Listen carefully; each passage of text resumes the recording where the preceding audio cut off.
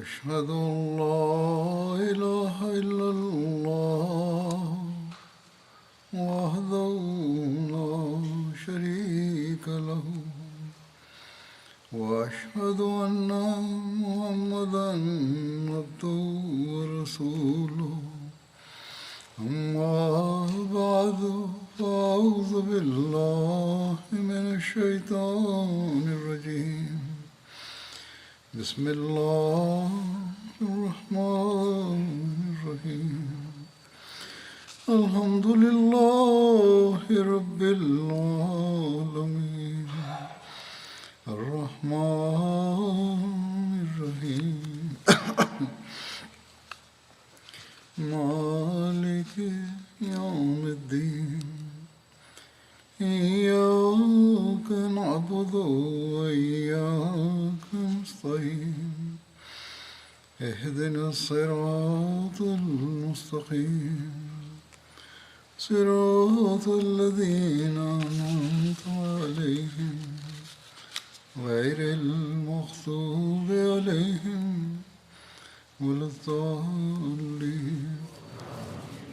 கடந்த ஹுத்பாவின் இறுதியில் கூறப்பட்டு கொண்டிருந்த வரலாறு அல்லது ஹசரத் நபிகள் நாயகம் ஸல்லல்லாஹு அலைஹி வஸல்லம் அவர்களின் வாழ்க்கை கூறப்பட்டு கொண்டிருந்தது தொடர்பாக ஃபுராத் பின் ஹயான் இஸ்லாத்தை ஏற்றுக்கொண்டது தொடர்பாகவும் கூறப்பட்டது. அவன் இஸ்லாத்தை ஏற்றுக்கொண்டது தொடர்பான மேலும் விபரம் என்னவென்றால், அவன் கைதாகி கைதிகளோடு இருந்தான். இது தொடர்பாக கடந்த ஹுத்பாவிலும் கூறப்பட்டது. பத்ர் போர் நாளன்றும் அவன் காயமுற்று இருந்தான். இருப்பினும் எவ்வாறோ சிறைபிடித்தலில் இருந்து தப்பித்து ஓடுவதில் வெற்றியடைந்து விட்டான். இப்பொழுது மீண்டும் அவன் முஸ்லிம்களின் கைகளில் சிறைப்பட்டான். ஹஜ்ரத் அபூபக்கர் அவர்கள் அவனை பார்த்த உடனேயே, இப்பொழுதும் கூட நீ உன்னுடைய இதுபோன்ற செயலை மாற்றிக்கொள்ள மாட்டாயா என்று கூறினார்கள். அதற்கு ஃபுராத், இந்த முறை நான் முஹம்மதிடமிருந்து ஸல்லல்லாஹு அலைஹி வஸல்லம் தப்பித்து விட்டால் பிறகு நான் பிடிபட மாட்டேன் என்று கூறினான். ஹஜ்ரத் அபூபக்கர் கூறினார்கள், பிறகு இஸ்லாத்தை ஏற்றுக்கொள். நீ தப்பித்து செல்ல வேண்டுமென்றால் அதற்கு ஒரே வழி இஸ்லாத்தை ஏற்றுக்கொள். எவ்வாறு இருப்பினும் ஃபுராத் பின் ஹயான் ஹஜ்ரத் அபூபக்கர் அவர்களின் இந்த பேச்சை கேட்டு ரசூலுல்லாஹ் ஸல்லல்லாஹு அலைஹி வஸல்லம் அவர்களை நோக்கி செல்லத் தொடங்கினான். ஒரு அன்சாரி நண்பரை கடந்து கொண்டிருக்கும் பொழுது நான் முஸ்லிம் என்று கூறினான். அந்த அன்சாரி சஹாபி ரசூல் ஸல்லல்லாஹு அலைஹி வஸல்லம் அவர்களிடத்தில் சென்று, இவன் இஸ்லாத்தை ஏற்றுக்கொண்டு விட்டான் என்று கூறினார்கள். பெருமானார் ஸல்லல்லாஹு அலைஹி வஸல்லம் அவர்கள் அவனுடைய விவகாரத்தை அல்லாஹ்வின் பொறுப்பில் விட்டுவிட்டு கூறினார்கள், இன்ன மின்கும் ரஜுலன் நக்லிஹிம் இலா ஈமானிஹிம், அதாவது சந்தேகமின்றி உங்களில் சிலர் எப்படிப்பட்டவர்கள் என்றால் அவர்களை நாம் அவர்களின் ஈமானிடத்தில் விட்டு விடுகின்றோம். நான் இஸ்லாத்தை ஏற்றுக்கொண்டு விட்டேன் என்று கூறினால் சரி, பிறகு அவருக்கும் அல்லாஹுக்கும் உடனான விவகாரமாகும். எவ்வாறு இருப்பினும் நபிகள் நாயகம் ஸல்லல்லாஹு அலைஹி வஸல்லம் அவர்கள் அவரின் இந்த கூற்றுக்கு ஏற்ப விடுதலை செய்தார்கள். விபரத்தில் இதுவும் சொல்லப்பட்டுள்ளது, அதாவது ஹஜ்ரத் ஸைத் பின் ஹாரிஸா அவர்களுடைய ஒரு போர்ப்படை ஹிஜ்ரி 3ஆம் ஆண்டு ஜமாதில் ஆஹிர் மாதத்தில் கரதா என்கின்ற இடத்தை நோக்கி அனுப்பப்பட்டது. அந்த சம்பவத்தை சீரத் காத்தமுன் நபியினில் ஹஜ்ரத் மிர்சா பஷீர் அஹ்மத் சாஹிப் அவர்கள் இவ்வாறு எழுதியுள்ளார்கள். பனு சுலைம் மற்றும் பனு கத்ஃபான் கோத்திரங்களின் தாக்குதல்களில் இருந்து ஓரளவு ஓய்வு கிடைத்ததும் முஸ்லிம்களுக்கு இன்னொரு ஆபத்தை தடுப்பதற்காக ஊரை விட்டு கிளம்ப வேண்டியது இருந்தது.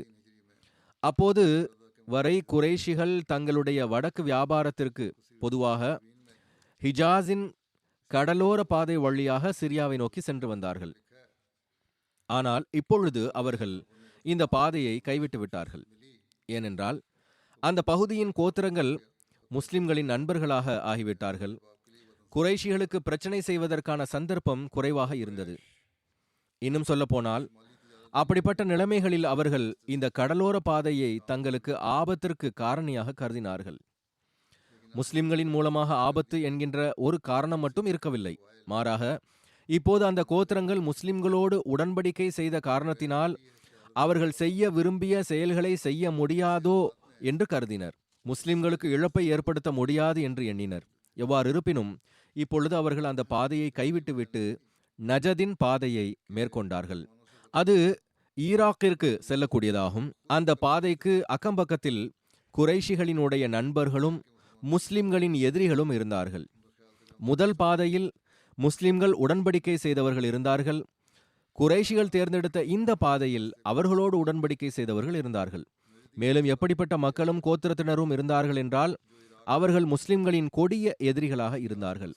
அது சுலைம் மற்றும் கத்ஃபான் கோத்திரத்தினர் ஆவர். இவ்வாறு ஜமாதில் ஆஹிர் மாதத்தில் பெருமானார் ஸல்லல்லாஹு அலைஹி வஸல்லம் அவர்களுக்கு மக்கத்து குறைஷிகளினுடைய ஒரு வாணிப குழு நஜதின் பாதை வழியாக செல்ல இருக்கிறது என்ற தகவல் கிடைத்தது. குறைஷிகளினுடைய குழுக்கள் கடற்கரையை ஒட்டிய பாதை வழியாக செல்வது முஸ்லிம்களுக்கு ஆபத்தானது என்றால், பிறகு நஜதின் பாதை வழியாக அவர்கள் கடந்து செல்வது அதேபோன்று இன்னும் கூற வேண்டுமென்றால் அதைவிட அதிகமாக ஆபத்திற்கான சாத்தியம் இருந்தது என்பது வெளிப்படையாகும். ஏனென்றால் கடலோர பாதையோடு ஒப்பிடும்போது இந்த பாதையில் குறைஷிகளினுடைய நண்பர்கள் வசித்து வந்தார்கள். அவர்களும் குறைஷிகளைப் போன்று முஸ்லிம்களின் இரத்தத்தின் தாகமுடையவர்களாக இருந்தார்கள். அவர்களோடு இணைந்து குறைஷிகள் மிக எளிதில் மதீனாவில் ரகசியமாக நுழையலாம் அல்லது ஏதேனும் தீங்கு இழைக்கலாம்.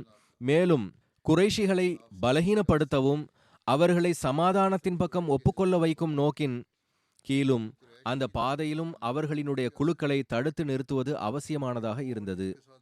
எனவே பெருமானார் ஸல்லல்லாஹு அலைஹி வஸல்லம் அவர்கள் இந்த செய்தி கிடைத்ததுமே தன்னால் விடுவிக்கப்பட்ட அடிமையான ஸயத் பின் ஹாரிஸா அவர்களின் தலைமையில் தனது சஹாபிகளின் ஒரு படையை அனுப்பினார்கள். குறைஷிகளின் அந்த வாணிப குழுவில் அபு சுஃபியான் பின் ஹர்ப் மற்றும் சஃப்வான் பின் உமையா போன்ற தலைவர்களும் இருந்தார்கள். ஸயத் அவர்கள் வேகமாகவும் விவேகமாகவும் தனது கடமையை நிறைவேற்றினார்கள். நஜதினுடைய பகுதி கரதாவில் அந்த இஸ்லாத்தின் எதிரிகளை பிடித்தார்கள். அந்த திடீர் தாக்குதலினால் அஞ்சி குரேஷிய மக்கள் குழுவின் செல்வங்கள் மேலும் அவர்களிடத்தில் இருந்த பொருள்கள் அனைத்தையும் விட்டுவிட்டு ஓடிவிட்டார்கள். ஸயத் பின் ஹாரிஸா மற்றும் அவர்களுடன் இருந்தவர்கள் போதுமான அளவு போர் செல்வத்தோடு வெற்றியோடு மதீனா திரும்பினார்கள்.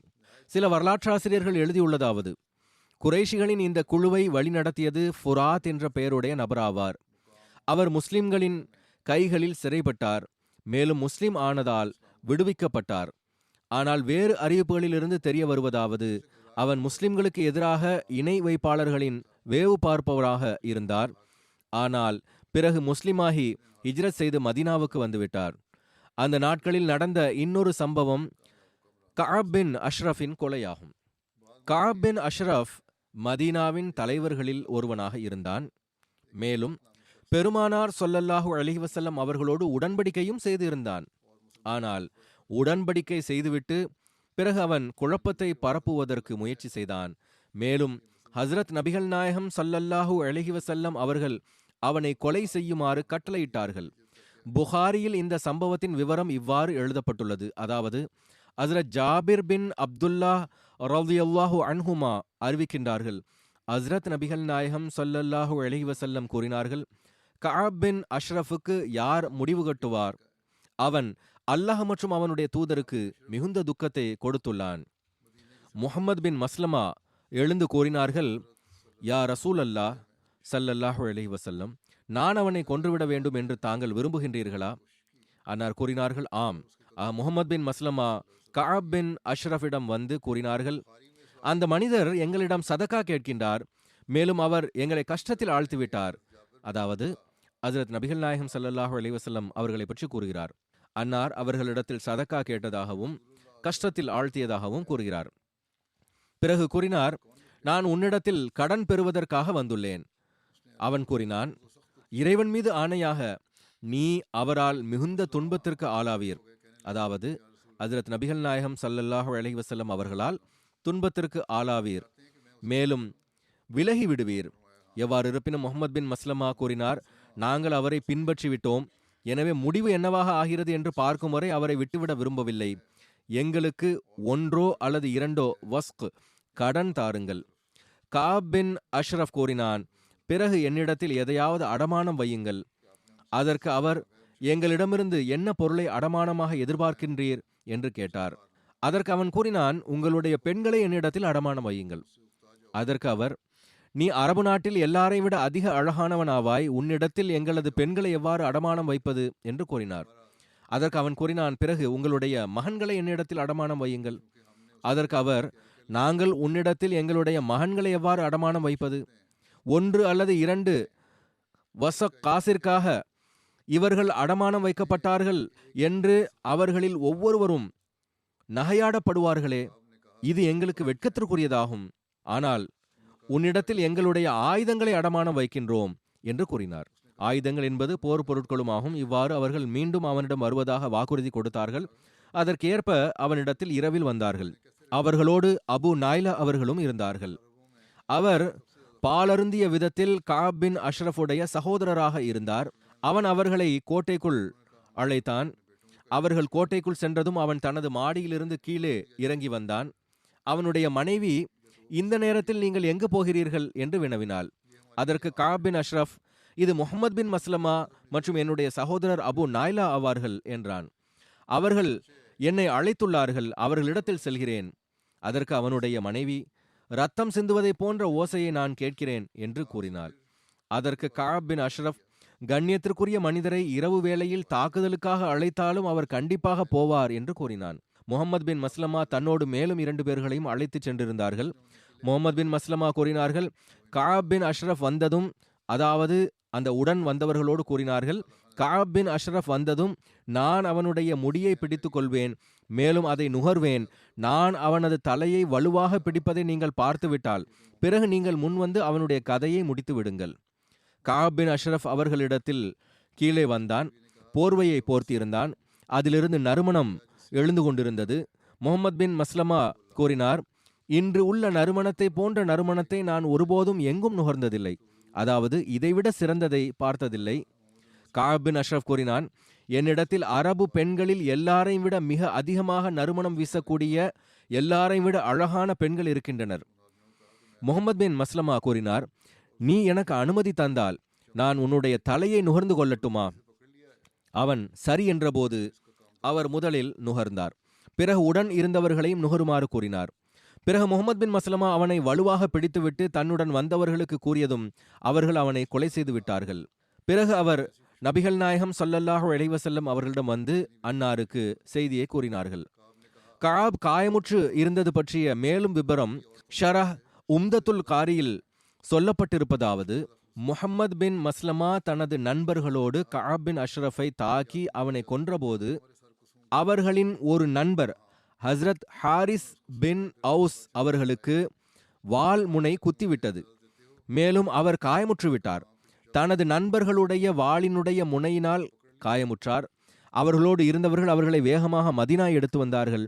மேலும் பெருமானார் ஸல்லல்லாஹு அலைஹி வஸல்லம் அவர்களிடத்தில் வந்தார்கள். நபிகள் நாயகம் ஸல்லல்லாஹு அலைஹி வஸல்லம் அவர்கள் ஹஸ்ரத் ஹாரிஸ் பின் அவுஸ் அவர்களின் காயத்தில் தனது எச்சிலை தடவினார்கள். அதற்கு பிறகு அவருக்கு அந்த கஷ்டம் இருக்கவில்லை. கஅப் பின் அஷ்ரஃபின் கொலை சம்பவம் சீரத் ஹாத்தமுன் நபியினில் எழுதப்பட்டுள்ளது. இங்கு நான் சுருக்கமாக எடுத்துக் கூறுகிறேன். பத்ர் போர் மதீனாவின் யூதர்களின் அகத்தில் இருந்த வெறுப்பை வெளிப்படுத்தி இருந்தது. மேலும் பனு கைன்கா கோத்திரத்தினர் நாட்டை விட்டு வெளியேற்றப்பட்டதும் மற்ற யூதர்களை சீர்திருத்தத்தின் பக்கம் வரவிடாமல் தடுத்திருந்தது. அவர்கள் தங்களது தீய செயல்களிலும் குழப்பம் விளைவித்தலிலும் முன்னேறிக்கொண்டே சென்றார்கள். கஅப் பின் அஷ்ரஃபின் கொலை சம்பவம் இந்த தொடரின் ஒரு அம்சமாகும். கஅப் மார்க்க ரீதியில் யூதனாக இருந்தாலும் அவன் யூத வம்சத்தை சார்ந்தவனாக இருக்கவில்லை, மாறாக அரபி ஆவான். அவனுடைய தந்தை அஷ்ரஃப் பனு நப்ஹானின் ஒரு விவேகமான மனிதராவார். அவர் மதீனாவிற்கு வந்து பனு நசீரோடு தொடர்புகளை ஏற்படுத்தி கொண்டார். அவர்களின் நண்பராக ஆகிவிட்டார். இறுதியில் அவர் தனது அதிகாரம் மற்றும் செல்வாக்கை உருவாக்கி கொண்டார். அதனால் பனு நசீர் கோத்திரத்தின் மாபெரும் தலைவர் பனு ராஃபி' பின் அப்துல் ஹகீக் தனது மகளை அவருக்கு திருமணம் செய்து வைத்தார். அந்த பெண்ணினுடைய வயிற்றிலிருந்து கஅப் பிறந்தான். அவன் பெரியவனாகி தன்னுடைய தந்தையை விட மேலான அந்தஸ்தை பெற்றான். எதுவரை என்றால், இறுதியில் முழு அரபு நாட்டின் யூதர்களும் அவனை தன்னுடைய தலைவனாக கருதக்கூடிய அளவுக்கு செல்வாக்கை பெற்றுவிட்டான். கஅப் ஒரு அழகானவனாக மட்டுமின்றி சொல் வல்லமை உள்ள கவிஞனாகவும் மிகுந்த செல்வந்தனாகவும் இருந்தான். எப்பொழுதும் தன்னுடைய சமுதாயத்தின் ஆலிம்கள் மற்றும் பிற செல்வாக்குமிக்க மனிதர்களை தனது செல்வத்தால் தனது கைக்குள் வைத்திருந்தான். ஆனால் நல்லொழுக்க ரீதியில் அவன் மிகவும் மோசமான நடத்தையுடையவனாக இருந்தான். ரகசிய திட்டம் தீட்டுதல், ஏமாற்றுதல் இவைகளில் மிகுந்த திறமை பெற்றிருந்தான். அவனிடத்தில் இல்லாத தீமை என்று எதுவும் இருக்கவில்லை. பெருமானார் ஸல்லல்லாஹு அலைஹி வஸல்லம் அவர்கள் மதீனா ஹிஜ்ரத் செய்து வந்தபோது கஅப் பின் அஷ்ரஃபும் மற்ற யூதர்களோடு இணைந்து உடன்படிக்கையில் இணைந்து கொண்டான். அதில் நபிகள் நாயகம் ஸல்லல்லாஹு அலைஹி வஸல்லம் மற்றும் யூதர்களிடையே பரஸ்பரம் நட்பு மற்றும் அமைதி மற்றும் ஒன்று சேர்ந்து சண்டையிடுதல் தொடர்பான எழுத்து ஒப்பந்தமாக இருந்தது. வெளிப்படையாக உடன்படிக்கை செய்தான். ஆனால் அவனுடைய உள்ளத்தில் காழ்ப்புணர்ச்சி மற்றும் வெறுப்பின் நெருப்பு கொழுந்துவிட்டு எரிந்தது.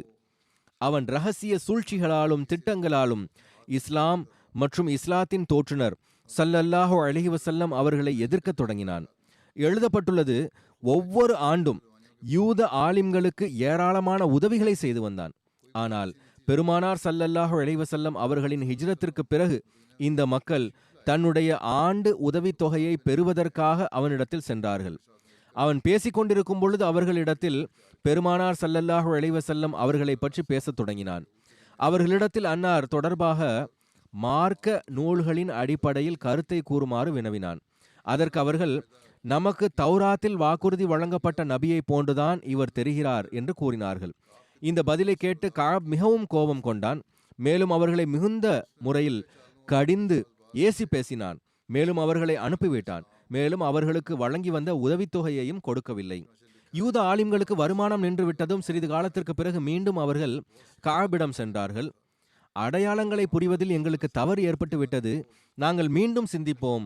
உண்மையில் நமக்கு வாக்குறுதி வழங்கப்பட்டுள்ள அந்த நபி முஹம்மத் ஸல்லல்லாஹு அலைஹி வஸல்லம் இல்லை என்று கூறினார். இந்த பதிலால் கஅபுடைய நோக்கம் நிறைவேறியது. அவன் மகிழ்ச்சியடைந்து அவர்களுக்கு ஆண்டு உதவித்தொகையை வழங்கினான். எவ்வாறு இருப்பினும் இது ஒரு மார்க்க கருத்து வேறுபாடாக இருந்தது. இது மோசமான நிலைகளை எட்டச் செய்தது. ஆனால் இந்த குற்றத்தின் கீழ் அவனுக்கு தண்டனை கொடுக்கும் அளவுக்கு ஆட்சேபனைக்குரியதாக இருக்கவில்லை. அதற்கு பிறகு கஅபின் எதிர்ப்பு இன்னும் அபாயகரமான நிலைக்கு சென்றது. இறுதியில் பத்ர் போருக்கு பிறகு அவன் எப்படிப்பட்ட நடத்தையை மேற்கொண்டான் என்றால் அது மிகவும் குழப்பத்தை ஏற்படுத்தக்கூடியதாக இருந்தது. அதன் விளைவாக முஸ்லிம்களுக்கு மிகவும் அபாயகரமான நிலைமைகள் ஏற்பட்டன. பத்ர் போருக்கு முன்பு முஸ்லிம்களுடைய ஈமான் என்பது ஒரு தற்காலிகமான ஒன்று. மெதுமெதுவாக இந்த அனைவரும் தாமே கலைந்து போய்விடுவார்கள், தனது தாய் மார்க்கத்திற்கு திரும்பி விடுவார்கள் என்று கஅப் கருதி வந்தான். ஆனால் பத்ர் சந்தர்ப்பத்தின் போது முஸ்லிம்களுக்கு அவன் எதிர்பாராத வெற்றி கிடைத்தது. குறைஷிகளின் தலைவர்களில் பெரும்பாலோர் கொல்லப்பட்டனர். இதை பார்த்து இப்பொழுது இந்த புதிய மார்க்கம் அழிவதாக தென்படவில்லை என்பதை புரிந்து கொண்டான். எனவே பத்ருக்கு பிறகு அவன் தனது இஸ்லாத்தை அழிப்பதற்கு முழுமையான முறையில் முயற்சி செய்வதாக உறுதி எடுத்துக் கொண்டான். அவனுடைய உள்ளத்து காழ்ப்புணர்ச்சி, பொறாமை இவைகள் முதலாக பத்ர் போரின் வெற்றி பற்றிய தகவல் மதீனா வந்தடைந்த போதுதான் வெளிப்பட்டது. அந்த செய்தியை கேட்டதும் கஅப் வெளிப்படையாக என்ன அறிவிப்பு செய்தான் என்றால், இந்த செய்தி முற்றிலும் பொய்யானதாக தெரிகிறது. ஏனென்றால் குறைஷிகளின் பெரும் படைகளின் மீது முஹம்மதுக்கு ஸல்லல்லாஹு அலைஹி வஸல்லம் வெற்றி கிடைப்பது என்பது சாத்தியமில்லை. மேலும் மக்காவின் இவ்வளவு பெயர் போன தலைவர்கள் மண்ணோடு மண்ணாகி விடுவார்கள் என்பதும் சாத்தியமில்லை.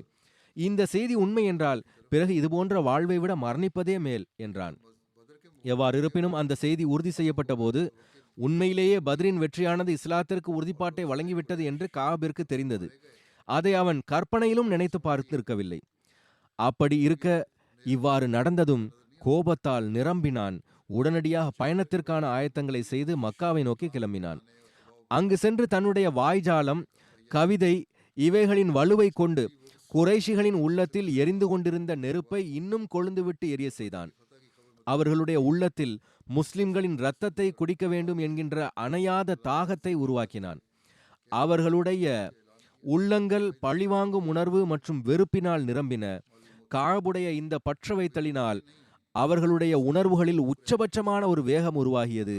அவன் அவர்களை காபா ஆலயத்தின் முற்றத்திற்கு அழைத்து வந்து காபாவின் திரைச்சீலைகளை அவர்களின் கைகளில் கொடுத்து, எதுவரை இஸ்லாம் மற்றும் இஸ்லாத்தின் தோற்றுனரை இந்த உலகை விட்டு துடைத்தெறிய மாட்டோமோ அதுவரை நிம்மதியாக அமரமாட்டோம் என்று சத்தியம் செய்ய வைத்தான். மக்காவில் இதுபோன்ற நெருப்பின் சூழலை உருவாக்கி அவன் அந்த துரதிர்ஷ்டமானவன் அரபு நாட்டின் மற்ற கோத்திரங்களை நோக்கி சென்றான். ஒவ்வொரு சமுதாயமாக சுற்றித் திரிந்து மக்களை முஸ்லிம்களுக்கு எதிராக தூண்டினான். பிறகு மதீனா திரும்பி வந்து தனது வேகமூட்டும் கவிதைகளில் மிக மோசமான வெட்கக்கேடான முறையில் முஸ்லிம் பெண்களை பற்றி கூறினான். எதுவரை என்றால், நபிகள் நாயகம் ஸல்லல்லாஹு அலைஹி வஸல்லம் அவர்களின் குடும்ப பெண்களையும் அதுபோன்ற தீய கவிதைகளுக்கு இலக்காக்குவதிலிருந்து விலகி இருக்கவில்லை. நாட்டில் அந்த கவிதைகளை பற்றிய சர்ச்சையை தொடங்கி வைத்தான். இறுதியில் அவன் நபிகள் நாயகம் ஸல்லல்லாஹு அலைஹி வஸல்லம் அவர்களை கொல்ல சதித்திட்டம் செய்தான். அன்னாரை ஏதோ விருந்து போன்ற சாக்குப்போக்கில் தனது வீட்டிற்கு அழைத்து சில யூத இளைஞர்களை கொண்டு அன்னாரை கொலை செய்ய திட்டமிட்டிருந்தான். ஆனால் இறைவனின் அருளால் அது பற்றி முன்னதாகவே தெரிய வந்தது. அதனால் அவனின் இந்த சூழ்ச்சி வெற்றி பெறவில்லை. நிலைமை இந்த அளவு மோசமானது. காபிற்கு எதிராக உடன்படிக்கையை முறித்தல், கிளர்ச்சி செய்தல், போருக்கு தூண்டுதல், குழப்பம் விளைவித்தல், அசுத்தமான முறையில் பேசுதல், கொலைக்கான சதித்திட்டம் போன்ற குற்றச்சாட்டுகள் ஆதாரங்களுடன் நிரூபணமானது. ஹஜ்ரத் நபிகள் நாயகம் ஸல்லல்லாஹு அலைஹி வஸல்லம் அவர்கள் மதீனா வந்த பிறகு மதீனாவாசிகளிடத்தில் அந்த சமுதாயங்களிடையே செய்யப்பட்ட உடன்படிக்கைகள், இவைகளின் அடிப்படையில் அன்னார் மதீனாவின் குடியரசு ஆட்சியின் ஆட்சியாளராக இருந்தார்கள். அன்னார் கஅப் பின் அஷ்ரஃப் தனது செயல்களின் காரணமாக கொலை செய்யப்பட தகுதியானவனாகிவிட்டான் என்று தீர்ப்பளித்தார்கள். மேலும் தனது சில சஹாபிகளிடத்தில் அவனை கொலை செய்யுமாறு கூறினார்கள். ஆனால் அந்த நேரத்தில் கஅபுடைய குழப்பத்தின் காரணமாக மதீனாவில் எப்படிப்பட்ட ஒரு சூழல் நிலவி வந்ததென்றால், அவனுக்கு எதிராக வெளிப்படையாக அறிவிப்பு செய்து அவனை கொலை செய்தால் மதீனாவில் ஓர் ஆபத்தான உள்நாட்டு போர் ஆரம்பிப்பதற்கான அதிக சாத்தியம் இருந்தது. அதில் எந்த அளவுக்கு ரத்தம் சிந்தப்பட்டிருக்கும் என்பதை நாம் கணிக்க முடியாது. பெருமானார் ஸல்லல்லாஹு அலைஹி வஸல்லம் அவர்கள் எல்லா வகையிலும் ஆகுமான தியாகங்களை செய்து சமுதாயங்களின் ரத்தம் சிந்துவதை தடுக்க விரும்பினார்கள். இருவரும் பரஸ்பரம் சண்டையிட்டுக் கொண்டு முஸ்லிம்களுக்கும் யூதர்களுக்கும் இழப்பு ஏற்படட்டும், ஒருவர் மற்றவரை கொல்லட்டும் என்று அன்னார் விரும்பவில்லை. அதனால் பெருமானார் ஸல்லல்லாஹு அலைஹி வஸல்லம் அவர்கள் கஅபை வெளிப்படையாக கொல்ல வேண்டாம், மாறாக சில மக்கள் அமைதியாக சரியான தருணம் பார்த்து கொலை செய்து விடுங்கள் என்று வழிகாட்டினார்கள். மேலும் இந்த பொறுப்பை அன்னார் அவுஸ் கோத்திரத்தின் ஒரு களப்பற்ற சஹாபி முஹம்மத் பின் மஸ்லமா அவர்களிடத்தில் ஒப்படைத்தார்கள். மேலும் என்ன வழிமுறையை கையாண்டாலும் அவுஸ் கோத்திரத்தின் தலைவர் சஅத் பின் மஆஸ் அவர்களிடத்தில் ஆலோசனை செய்து கொள்ளுங்கள் என்றும் அவர்களை வலியுறுத்தினார்கள். முஹம்மத் பின் மஸ்லமா கூறினார்கள், யா ரசூலல்லாஹ், அமைதியாக கொலை செய்வதற்கு ஏதேனும் ஒன்றை கூற வேண்டியது வரும். அதாவது ஏதேனும் சாக்குகளை உருவாக்க வேண்டி வரும். அதன் உதவி கொண்டு கஅபை அவனுடைய வீட்டிலிருந்து வெளியே கொண்டு வந்து ஏதேனும் பாதுகாப்பான இடத்தில் வைத்து கொலை செய்ய இயலும். அதற்கு அன்னார் ஒரு அமைதியான முறையில் தண்டனை கொடுக்கக்கூடிய வழிமுறையை கைவிடுவதனால் ஏற்படும் மாபெரும் தாக்கத்தை கருத்தில் கொண்டவாறு கூறினார்கள், சரி செய்யுங்கள். ஆக முஹம்மது பின் மஸ்லமா அவுஸ் பின் மஆஸ் அவர்களின் ஆலோசனையோடு, சஅத் பின் மாஸ் அவர்களின் ஆலோசனையோடு அபு நாய்லா மற்றும் மேலும் 2-3 சஹாபிகளையும் தன்னோடு அழைத்து கொண்டார்கள். மேலும் கஅபுடைய வீட்டிற்கு சென்றார்கள். கஅபை அவனுடைய வீட்டிலிருந்து வெளியே அழைத்து கூறினார்கள், எங்களுடைய சாஹிப், அதாவது முஹம்மது ரசூலுல்லாஹ் ஸல்லல்லாஹு அலைஹி வஸல்லம் எங்களிடத்தில் சதக்கா கேட்கின்றார். நாங்களோ பொருளாதார கஷ்டத்தில் இருக்கின்றோம். நீ கருணை கூர்ந்து எங்களுக்கு கொஞ்சம் கடன் கொடுக்க முடியுமா என்றனர். இதை கேட்டு கஅப் மகிழ்ச்சியில் குதித்தவாறு கூறினான், அல்லாஹ்வின் மீது ஆணையாக, அந்த மனிதரால் துன்பத்திற்கு ஆளாகி அவரை நீங்கள் விட்டுவிடும் நாள் வெகு தொலைவில் இல்லை. இதற்கு முஹம்மது பின் மஸ்லமா இவ்வாறு பதிலளித்தார்கள், அதாவது எவ்வாறு இருப்பினும் நாங்கள் முஹம்மது ஸல்லல்லாஹு அலைஹி வஸல்லம் அவர்களை ஏற்றுக்கொண்டிருக்கிறோம். இப்பொழுது இதன் முடிவு என்னவாக போகிறது என்பதை நாங்கள் பார்த்து கொண்டிருக்கிறோம். ஆனால் நீ கடன் தருவாயா இல்லையா என்று கூறும் என்றனர். கஅப் கூறினான், நீங்கள் ஏதேனும் ஒன்றை என்னிடத்தில் அடகு வைத்தால் நான் கடன் தருகிறேன். முதலில் அவன் பெண்களை அடகு வைக்குமாறும் பிறகு மகன்களை அடகு வைக்குமாறும் கூறினான். இப்பொழுது புகாரியினுடைய சான்று காட்டி நான் எடுத்துரைத்தது போன்று இறுதியில் அவர்கள் ஆயுதங்களை அடகு வைப்பதற்கு கஅபிடம் ஒத்துக்கொண்டார்கள்.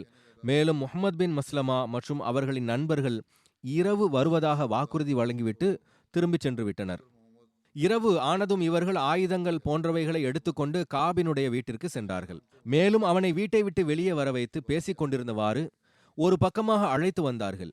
பிறகு சிறிது நேரத்திற்கு பிறகு நடந்தவாறே அவனை பிடித்து ஆயுதங்களை வைத்திருந்த அந்த சஹாபிகள் வாள் வீசினார்கள். மேலும் அவனை கொன்று விட்டார்கள். எவ்வாறு இருப்பினும் கொல்லப்பட்டு விழுந்தான். மேலும் முஹம்மது பின் மஸ்லமா மற்றும் அவருடன் இருந்தவர்கள் அங்கிருந்து விடைபெற்று பெருமானார் ஸல்லல்லாஹு அலைஹி வஸல்லம் அவர்களிடத்தில் வந்தார்கள். மேலும் அவனுடைய கொலை பற்றிய தகவலை கொடுத்தார்கள்.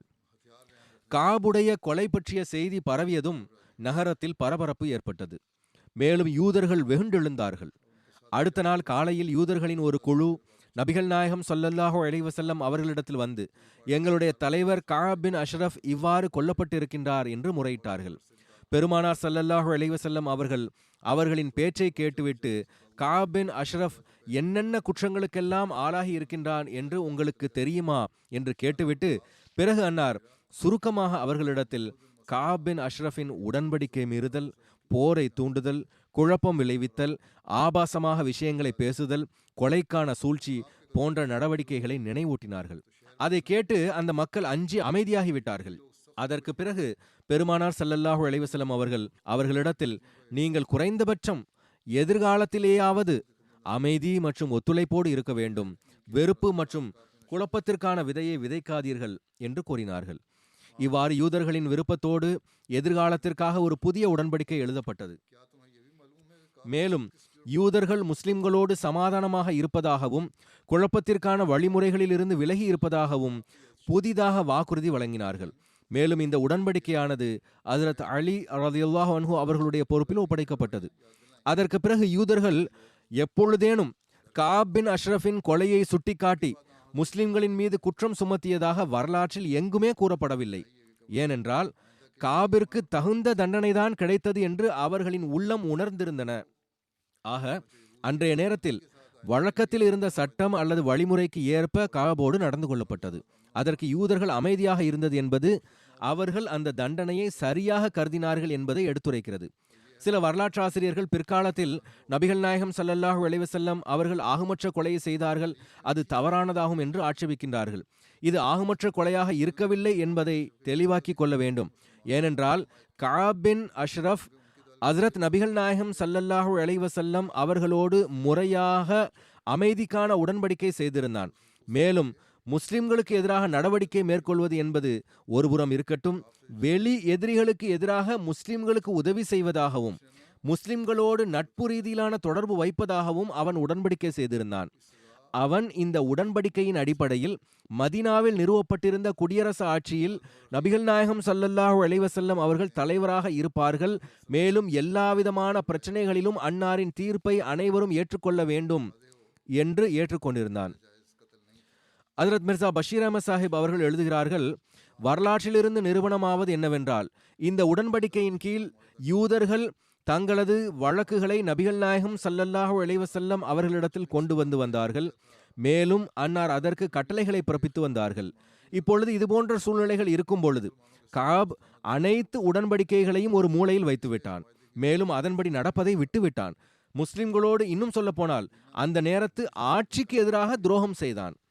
இங்கு முஸ்லிம்களுக்கு எதிராக துரோகம் செய்தான் என்ற கேள்வியே இல்லை, மாறாக அரசாங்கத்திற்கு எதிராக துரோகம் செய்தான். ஏனென்றால் நபிகள் நாயகம் ஸல்லல்லாஹு அலைஹி வஸல்லம் அவர்கள் அரசாங்கத்தின் தலைவராக இருந்தார்கள். பிறகு மதீனாவில் குழப்பத்திற்கான விதை விதைத்தான். மேலும் நாட்டில் போர் நெருப்பை மூட்ட முயற்சித்தான். மேலும் முஸ்லிம்களுக்கு எதிராக அரபு கோத்திரங்களை மிக அபாயகரமான முறையில் தூண்டினான். பிறகு நபிகள் நாயகம் ஸல்லல்லாஹு அலைஹி வஸல்லம் அவர்களை கொல்லுவதற்கான திட்டமும் தீட்டினான். இந்த அனைத்தும் முஸ்லிம்கள் நாலாபுறம் இருந்தும் சோதனைகளால் சூழப்பட்டிருந்த நேரத்தில் செய்தான். அவர்களுக்கு இன்னும் கடினமான நிலைமைகளை உருவாக்கினான். இது போன்ற நிலைமைகளில் குற்றம் இன்னும் சொல்ல வேண்டுமென்றால், இவ்வளவு அதிக குற்றங்கள் அவனுக்கு எதிராக ஏதேனும் தண்டனை வழங்குவதற்கு தகுதியானதாக இருக்கவில்லையா? எனவேதான் இந்த நடவடிக்கை மேற்கொள்ளப்பட்டது. மேலும் இன்றைய நாட்களில் நாகரிகம் வாய்ந்தவர்கள் என்று கூறிக்கொள்ளக்கூடிய நாடுகளில் கிளர்ச்சி, உடன்படிக்கையை முறித்தல், போர் நெருப்பை தோண்டுதல், கொலை, சூழ்ச்சி போன்ற குற்றங்களில் ஈடுபடும் குற்றவாளிக்கு மரண தண்டனை கொடுப்பதில்லையா?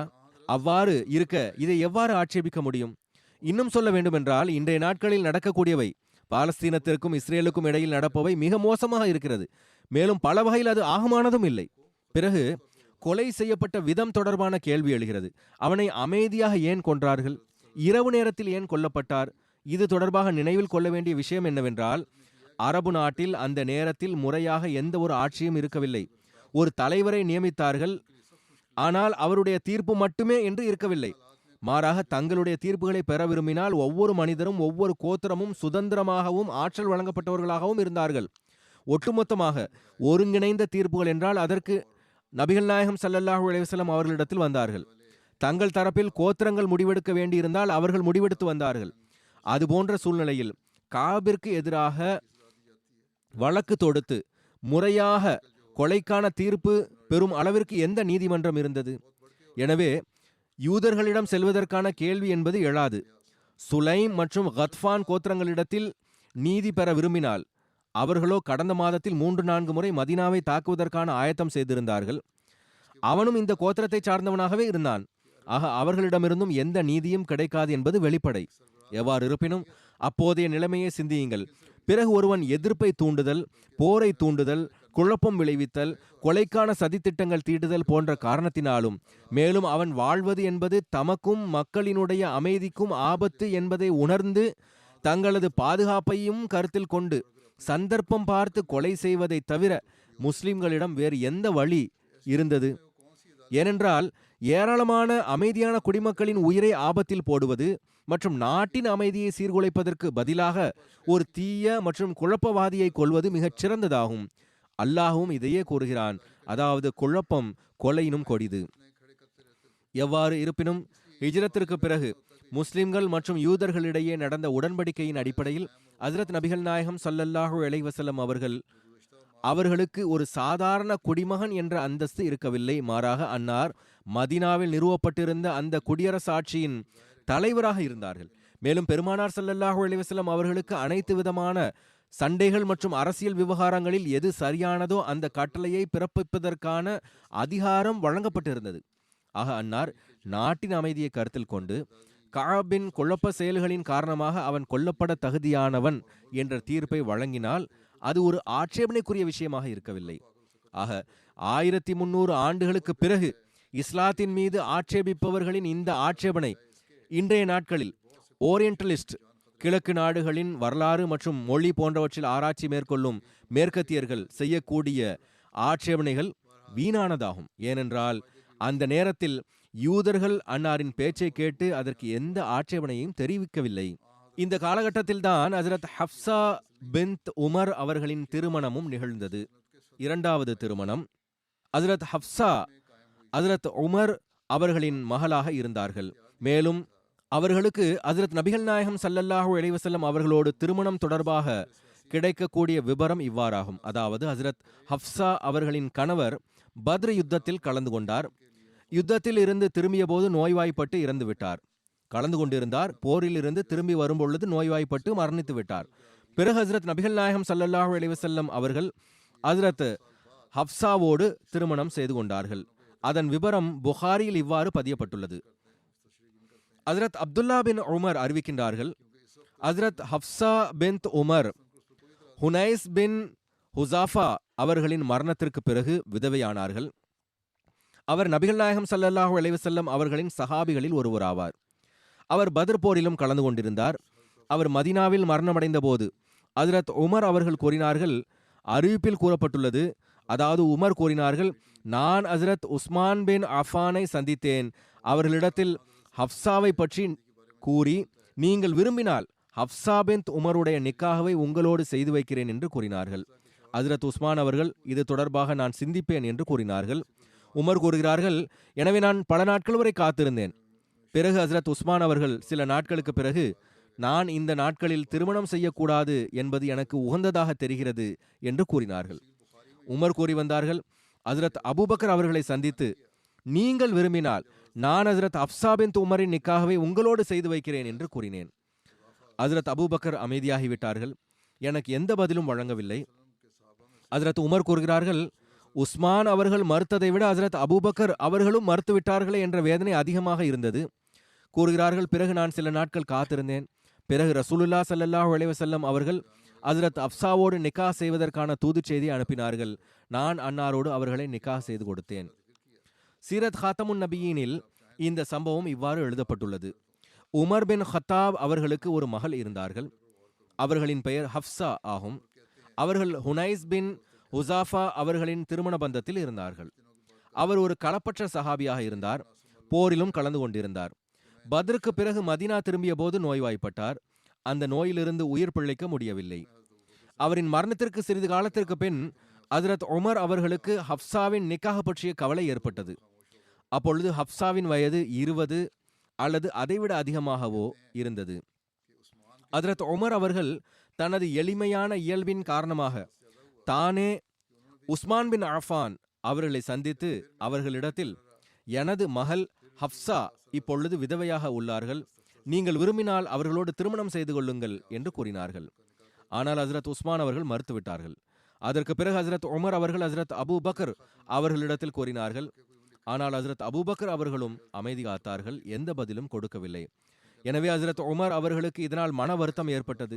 மேலும் அவர்கள் அந்த மன வருத்தத்திலேயே ஹசரத் நபிகள் நாயகம் ஸல்லல்லாஹு அலைஹி வஸல்லம் அவர்களிடத்தில் சென்று நடந்த அனைத்தையும் கூறினார்கள். அதற்கு பெருமானார் ஸல்லல்லாஹு அலைஹி வஸல்லம் கூறினார்கள், உமரே, எதற்கும் கவலைப்பட வேண்டாம். இறைவன் விரும்பினால் ஹப்சா அவர்களுக்கு உஸ்மான் மற்றும் அபூபக்கர் இவர்களை விட சிறந்த கணவர் கிடைத்து விடுவார். மேலும் உஸ்மானுக்கும் ஹப்சாவை விட சிறந்த மனைவி கிடைத்து விடுவார்கள். அன்னார் இதை கூற காரணம், அன்னார் ஹப்சா அவர்களோடு திருமணம் செய்யவும் மேலும் தனது மகள் உம்மு குல்சூம் அவர்களை உஸ்மான் அவர்களோடு திருமணம் செய்து வைப்பதற்கும் எண்ணம் கொண்டிருந்தார்கள். இது பற்றி ஹசரத் அபூபக்கர் மற்றும் ஹசரத் உஸ்மான் இருவருக்கும் தெரிந்திருந்தது. எனவேதான் அவர்கள் ஹசரத் உமர் அவர்களின் ஆலோசனையை மறுத்தார்கள். அதற்கு சிறிது காலத்திற்கு பிறகு ஹசரத் நபிகள் நாயகம் ஸல்லல்லாஹு அலைஹி வஸல்லம் அவர்கள் ஹசரத் உஸ்மான் அவர்களோடு தமது மகள் உம்மு குல்சூம் அவர்களை திருமணம் செய்து வைத்தார்கள். அதன் பின்னர் அன்னார் தம் தரப்பிலிருந்து ஹசரத் உமர் அவர்களிடம் ஹப்சா தொடர்பாக தூது செய்தி அனுப்பினார்கள். ஹசரத் உமர் அவர்களுக்கு இதைவிட மேலாக வேறு என்ன வேண்டி இருந்திருக்கும்? எனவே அவர்கள் மிகவும் மகிழ்ச்சியுடன் அந்த வரனை ஏற்றுக்கொண்டார்கள். ஹிஜ்ரி 3ஆம் ஆண்டு ஷாபான் மாதத்தில் ஹசரத் ஹப்சா அவர்கள் ஹசரத் நபிகள் நாயகம் ஸல்லல்லாஹு அலைஹி வஸல்லம் அவர்களை நிக்காஹ் செய்து நபியின் மனைவிகளில் இணைந்தார்கள். இந்த திருமணம் நடந்ததும் ஹசரத் அபூபக்கர் அவர்கள் ஹசரத் உமர் அவர்களிடம் கூறினார்கள், உங்களுடைய உள்ளத்தில் என்னை பற்றி ஏதேனும் மன வருத்தம் இருக்கலாம். விஷயம் என்னவென்றால், ரசூலுல்லாஹ் ஸல்லல்லாஹு அலைஹி வஸல்லம் அவர்கள் என்ன எண்ணம் கொண்டிருக்கிறார்கள் என்பதை நான் அறிந்திருந்தேன். ஆனால் நான் அன்னாரின் அனுமதியின்றி அன்னாரின் இந்த ரகசியத்தை வெளிப்படுத்த முடியாது. நபிகள் நாயகம் ஸல்லல்லாஹு அலைஹி வஸல்லம் அவர்களுக்கு இந்த எண்ணம் இல்லாதிருந்தால் நான் மிகுந்த மகிழ்ச்சியோடு ஹப்சாவை திருமணம் செய்திருப்பேன் என்றார்கள். ஹப்சா அவர்களை நிக்காஹ் செய்து கொள்வதில் இருந்த முக்கிய காரணம் என்னவென்றால், அவர்கள் ஹசரத் உமர் அவர்களின் மகளாவார்கள். அவர் அபூபக்கர் அவர்களுக்கு பிறகு அனைத்து சஹாபிகளிலும் மிகச் சிறந்தவராக கருதப்பட்டு வந்தார். மேலும் ஹசரத் நபிகள் நாயகம் ஸல்லல்லாஹு அலைஹி வஸல்லம் அவர்களின் மிகவும் நெருக்கமானவர்களில் ஒருவராக இருந்தார். எனவே பரஸ்பர தொடர்புகளை இன்னும் வலுப்படுத்தவும் ஹுனைஸ் பின் ஹுசாஃபா அவர்களின் எதிர்பாராத மரணத்தினால் உமர் மற்றும் ஹப்சா ஆகியோருக்கு ஏற்பட்ட துக்கத்தை களைவதற்கும் ஹப்சா அவர்களோடு திருமணம் செய்வதை ஹஜ்ரத் நபிகள் நாயகம் ஸல்லல்லாஹு அலைஹி வஸல்லம் அவர்கள் சரியானதாக கருதினார்கள். மேலும் மற்றுமொரு பொதுவான காரணம், அதற்கு ஹஜ்ரத் நபிகள் நாயகம் ஸல்லல்லாஹு அலைஹி வஸல்லம் அவர்களுக்கு எந்தளவு அதிக மனைவிமார்கள் இருப்பார்களோ அவ்வளவு பெண்களிடத்தில் அவர்கள் மனிதகுலத்தின் பகுதி ஆவார்கள். இன்னும் கூற வேண்டுமானால் பல கோணத்தில் பகுதியை விட சிறந்த பங்களிப்பை உடையவர்கள். அவர்களிடத்தில், அதாவது பெண்களிடத்தில், தப்லீக் மற்றும் தாலீம் பணிகள் பரந்த அளவில் செய்வதற்கு எளிதாக இருக்கும், இன்னும் அழகிய முறையில் அதை செய்யலாம் என்பதும் ஒரு காரணம் ஆகும். ஹஜ்ரத் மிர்சா பஷீர் அஹமத் சாஹிப் மேலும் கூறுகிறார்கள், ஹஜ்ரத் ஹப்சா பின்த் உமர் அவர்களுக்கு திருமணத்தின் போது ஏறக்குறைய 21 வயதாக இருந்தது. ஹஜ்ரத் ஆயிஷா அவர்களுக்கு பிறகு ஹஜ்ரத் உமர் அவர்கள் சஹாபிகளில் மிகச்சிறந்த சஹாபியின் மகளாக இருந்தார்கள். பரிசுத்தமிக்க மனைவிமார்களில் அவர்களுக்கென்று ஒரு குறிப்பான அந்தஸ்து இருந்தது. மேலும் ஹஜ்ரத் ஆயிஷா அவர்களோடும் நல்ல தொடர்பு இருந்தது. சில சிறு சிறு விஷயங்களை தவிர இது போன்ற உறவுகளில் அவ்வாறு நிகழ்வதுண்டு. அது தவிர அவர்கள் இருவரும் பரஸ்பரம் மிகுந்த நேசத்தோடு இருந்தார்கள். படிக்க தெரிந்திருந்தார்கள். ஹதீஸில் ஒரு அறிவிப்பு வருகிறது, அவர்கள் ஒரு ஷஃபா பின்த் அப்துல்லா அவர்களிடமிருந்து எழுத கற்றார்கள்.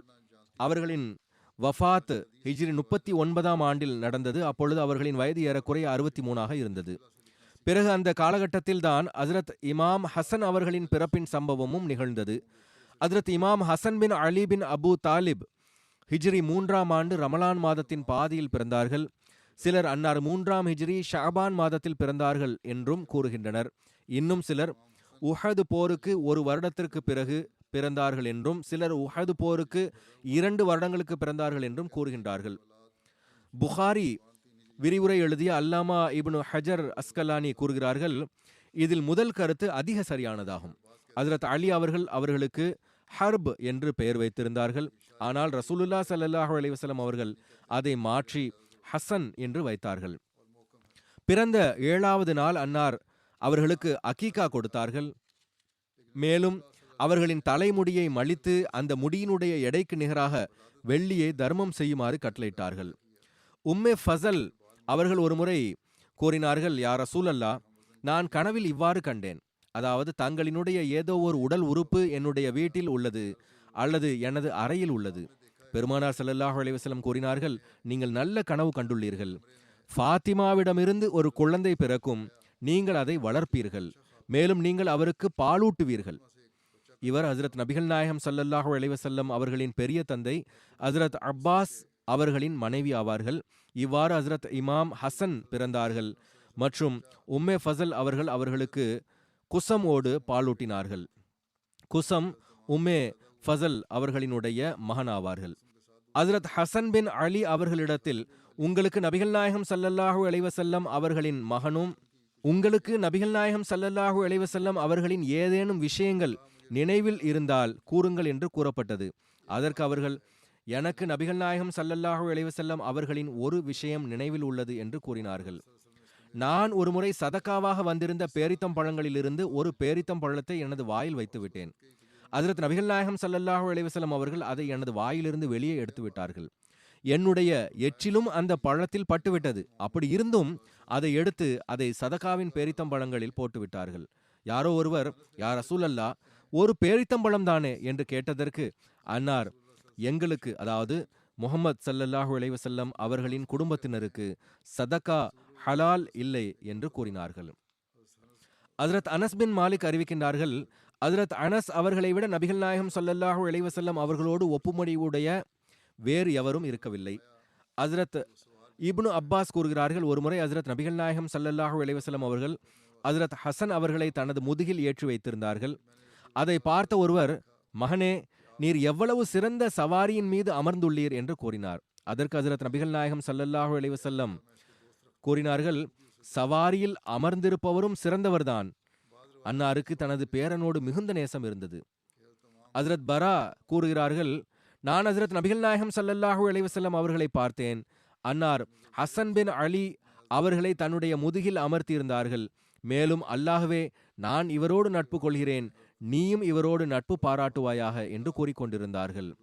சில அறிவிப்புகளில் இவ்வாறும் குறிப்பிடப்பட்டுள்ளது, அதாவது ஹஜ்ரத் இமாம் ஹசன் அவர்களின் வஃபாத் விஷத்தின் காரணமாக நிகழ்ந்தது.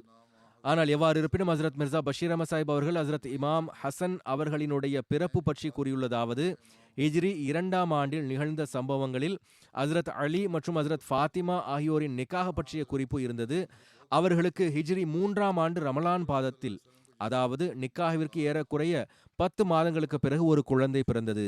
அதற்கு ஹஜ்ரத் நபிகள் நாயகம் ஸல்லல்லாஹு அலைஹி வஸல்லம் அவர்கள் ஹசன் என்று பெயரிட்டார்கள். இந்த ஹசன் தான் பிற்காலத்தில் முஸ்லிம்கள் மத்தியில் இமாம் ஹசன் அலைஹிமிர் ரஹ்மா என்ற பெயரால் அழைக்கப்பட்டார்கள். ஹசன் முகத்தோற்றத்தில் ஹஜ்ரத் நபிகள் நாயகம் ஸல்லல்லாஹு அலைஹி வஸல்லம் அவர்களை மிகவும் ஒத்தவராக இருந்தார்கள். நபிகள் நாயகம் ஸல்லல்லாஹு அலைஹி வஸல்லம் அவர்களுக்கு எவ்வாறு தனது மகள் ஃபாத்திமாவோடு மிகுந்த அன்பு இருந்ததோ, அதே போன்று ஃபாத்திமாவின் குழந்தைகள் மீதும் குறிப்பான அன்பு இருந்தது. பலமுறை அன்னார், இறைவா, எனக்கு இந்த குழந்தைகளின் மீது அன்பு உள்ளது, நீயும் இவர்கள் மீது அன்பு காட்டுவாயாக, மேலும் இவர்களின் மீது அன்பு காட்டுபவர்கள் மீதும் அன்பு காட்டுவாயாக என்று கூறி வந்தார்கள். பலமுறை அன்னார் தொழுகையில் இருக்கும் பொழுது ஹசன் அன்னாரை கட்டி அணைத்துக் கொள்வார்கள். அன்னார் ருக்குவில் இருந்தால் அன்னாரின் கால்களுக்கு நடுவே பாதை அமைத்து கடந்து செல்வார்கள். சில வேளைகளில் சஹாபா அவர்களை தடுத்தாலும் அன்னார் தடுக்க வேண்டாம் என்று சஹாபிகளிடம் கூறிவிடுவார்கள். உண்மையில் அவர்கள் அன்னாரை கட்டி அணைத்துக் கொள்வது போன்றவைகள் அன்னாரின் கவனத்தை சிதறடிக்கவில்லை. எனவே அன்னாரின் இந்த குழந்தைத்தனமான அன்பின் வெளிப்பாட்டில் தடையை ஏற்படுத்த விரும்பவில்லை. இமாம் ஹசன் தொடர்பாக ஒருமுறை அன்னார் கூறினார்கள், என்னுடைய இந்த குழந்தை சையத், அதாவது தலைவராவார். இறைவன் இவர் மூலமாக முஸ்லிம்களின் 2 பிரிவுகளுக்கிடையே சமாதானத்தை ஏற்படுத்தக்கூடிய நேரம் வரும் என்றார்கள். ஆக தனது நேரத்தில் இந்த முன்னறிவிப்பு முழுமையடைந்தது. ஹஜ்ரத் வாக்களிக்கப்பட்ட மசீ அலைஹிஸ்ஸலாம் கூறுகிறார்கள், எனது பார்வையில் ஹஜ்ரத் ஹசன் மிகச் சிறப்பாக செயல்பட்டார்கள். ஹிலாஃபத்தை விட்டு விலகிவிட்டார்கள். ஏற்கனவே ஆயிரக்கணக்கில் ரத்தம் சிந்தப்பட்டிருந்தது. இன்னும் ரத்தம் சிந்துவதை அன்னார் விரும்பவில்லை.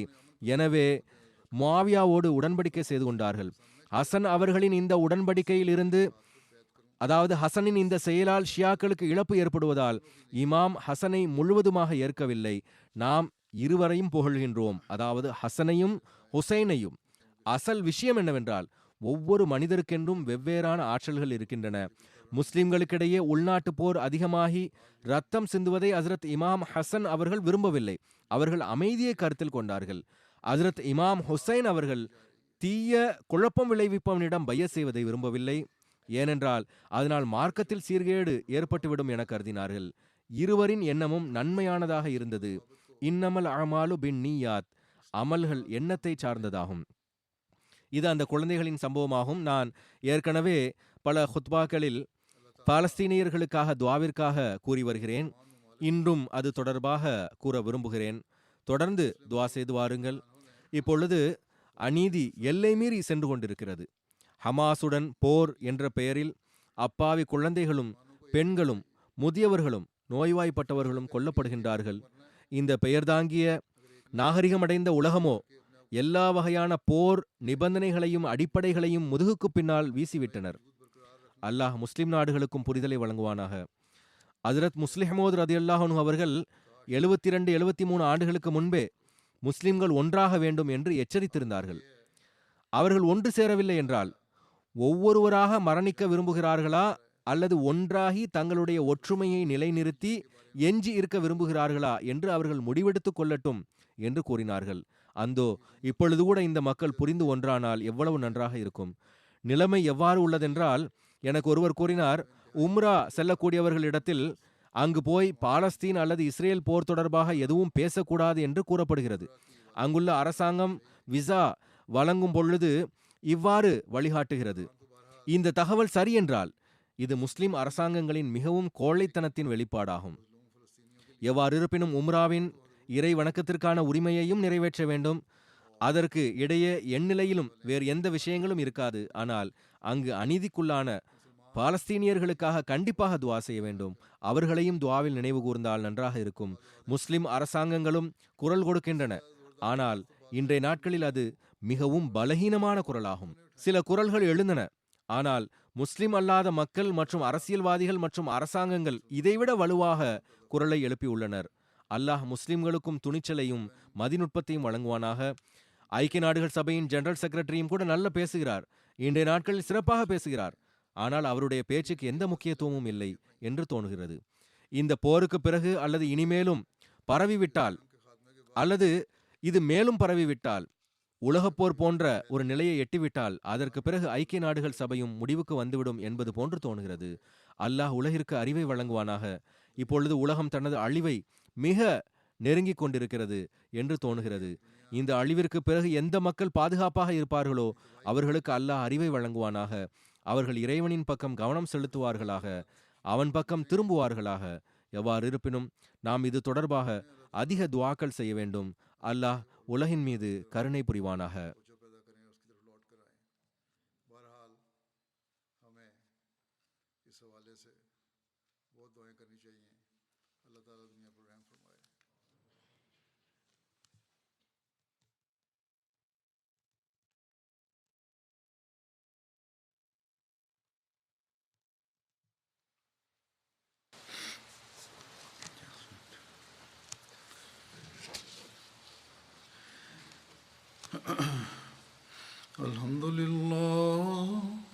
Alhamdulillah nahmaduhu wa nasta'inuhu wa nastaghfiruhu wa nu'minu bihi wa natawakkalu alayhi wa na'udhu billahi min shururi anfusina wa min sayyiati a'malina.